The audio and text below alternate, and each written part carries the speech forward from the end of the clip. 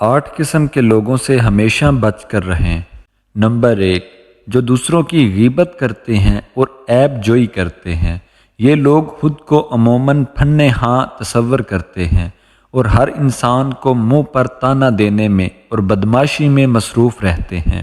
Number 2، یہ لوگ زندگی کی تمام تر تفصیلات حاصل کرنے کی ٹو میں رہتے ہیں اور اندر ہی اندر دوسرے لوگوں کی ناکامیوں پر مسرت محسوس کرتے ہیں۔